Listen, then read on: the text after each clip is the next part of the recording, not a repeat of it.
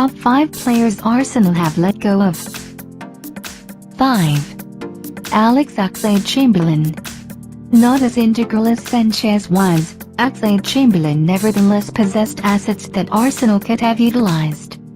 He's recently found a new lease of life in the central midfield for his new club Liverpool, the position the player has always said he'd prefer to play.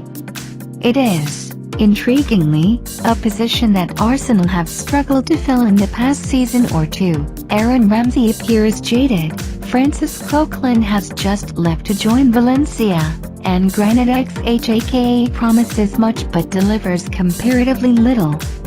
Oxlade-Chamberlain was too often used further up the pitch, but his power and dribbling mean he functions better centrally. At the age of 24, Jurgen Klopp has Oxlade-Chamberlain's best years ahead of him to mold further into an effective and elite player. That Wenger couldn't recognize the potential of the Englishman is another indictment of his decline as a manager. 4. Alexis Sanchez. The most recent star to leave, Sanchez has been Arsenal's key player since his arrival from Barcelona in 2014. At times, he has played like a man possessed, rallying and cajoling those around him to rise to his level. His goals and assists totals have been amazing for a left winger. The Chilean's move from the Emirates has sadly been coming for a while now, and this season the player has looked out of sorts, a sign of his frustration at the club. If they had not become a selling club, it is highly unlikely that Sanchez would have wanted to leave so badly. World-class players demand players of similar ability around them, which has been lacking for Sanchez and Mesut Ozil. It is a destination for his transfer that really must be frustrating for the fans. However, Arsenal are currently 6th in the league, 11 points behind Manchester United, so to strengthen them considerably is quite ludicrous. Their main creative spark aside from Ozil has not only departed but has not been fully replaced in this transfer window yet, leaving Arsenal lacking for the rest of the season. 3. Samir Nasri. After a decent first couple of years at Arsenal, the playmaker exploded in the 2010-2011 season, showing the skills and dribbling ability that everyone knew he possessed. He scored 10 goals in 30 appearances as a midfielder, stepping up a level to help Fabregas take their team forward. In the summer of 2011, Manchester City came calling, offering the player considerably more money. Gaël Clichy and Emmanuel Adebayor had already made the same switch in then high-profile moves, and it seemed unwise and unlikely that Nasri would follow suit. Arsenal did not try to match their wage offer and the player took the money and left. 2 titles followed, Nasri a forceful presence in both triumphs. His new team would finish a massive 19 points ahead of Arsenal as they struggled in the season both he and Fabregas departed the team. Nasri was a player with his best years ahead of him, a player Wenger could have built his team around for the foreseeable future, but it just was not to be. 2. Francesc Fabregas. This one was a little easier to stomach for Arsenal fans.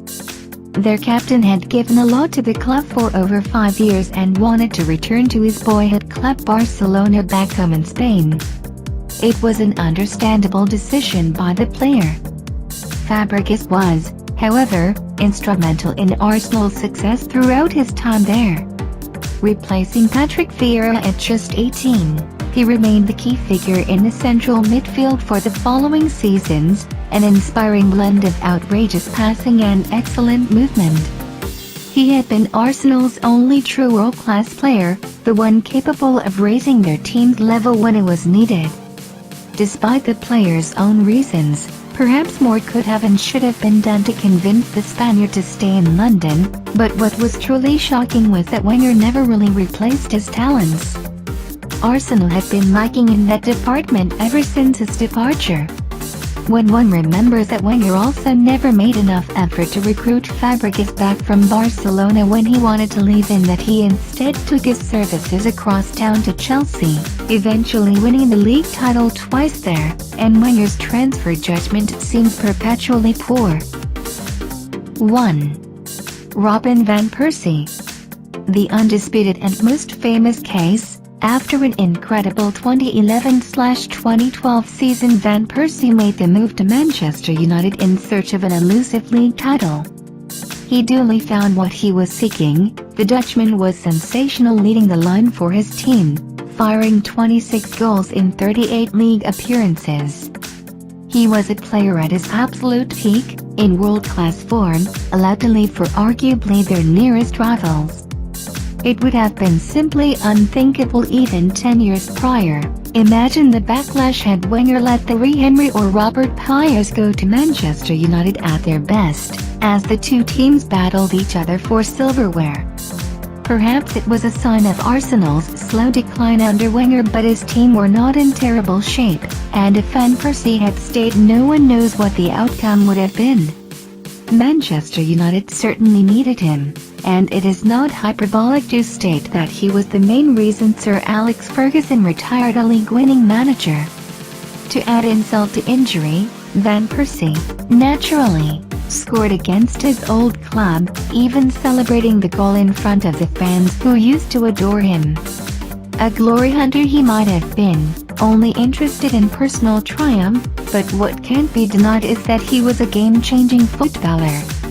Arsenal fans were left to ponder what would have been possible with a few more years of their talisman up front.